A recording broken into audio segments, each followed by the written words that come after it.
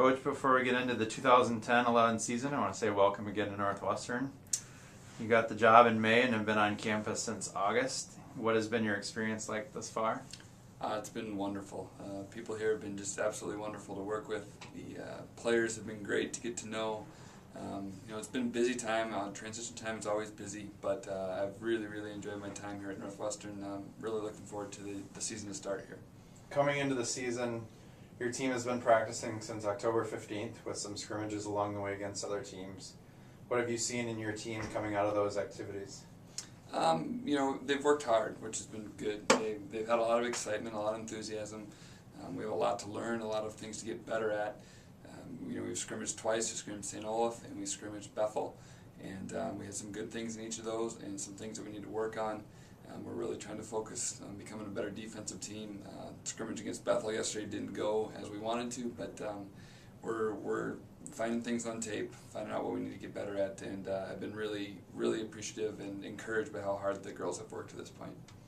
Your team got a big boost this year when Katie DeWitt, who's last year's UMAC Player of the Year, decided to return for her senior season.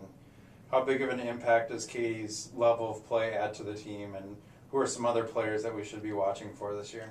Yeah, anytime you can add an All-American like Katie back, she scored like in the mid-20s last year. It's always a positive thing for your team. She's a very good scorer. She can shoot from the perimeter. She can get inside. She's played at a high level, so that's always nice to have that intensity added to your team. And I've been pleasantly surprised at her defensive ability. I think she understands defensive concepts pretty well. She's done a good job of being in passing lanes and doing some of the things that we wanted to do. She, like everybody, needs to get better, but she's been a good leader for us there. And then I think you have to look to our seniors. Kelsey and Allison are our two captains who've played a lot, and Becca and Maria, who are seniors, and then Emily Henslin. So I think you have to look to them. Anytime you're looking at a team, you have to look to your seniors, and they're going to be the leaders of your team, no question about it. And then Megan Myrie played some last year. I think she'll continue to play more. We added Kristen Szymblewski from Hamlin. I think she'll help us out. Tanya Dickey, who played some last year. And then we have a couple other newcomers in Joy Murray and Molly Sir that have also seen quite a bit of time for us to this point. Your team was picked to finish second in the UMAC preseason coaches poll, with Minnesota Morris being the unanimous favorite to win the league.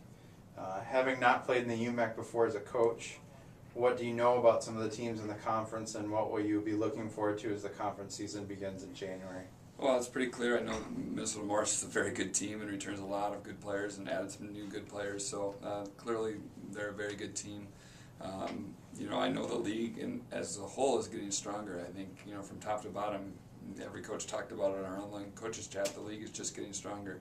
We had two teams that made the NCAA tournament last year, and it'll be a little bit different this year now that we have the automatic qualifier, but I think the league in general is getting stronger. I think you'll start to see that in non-conference play, and it'll be a battle starting in January. We're looking forward to it, and our team is really focused on trying to play our best basketball by the end of the season.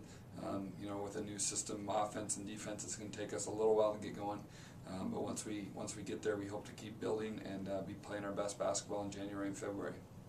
You open your season on Tuesday the 16th at home versus Hamlin, Kristen's former team.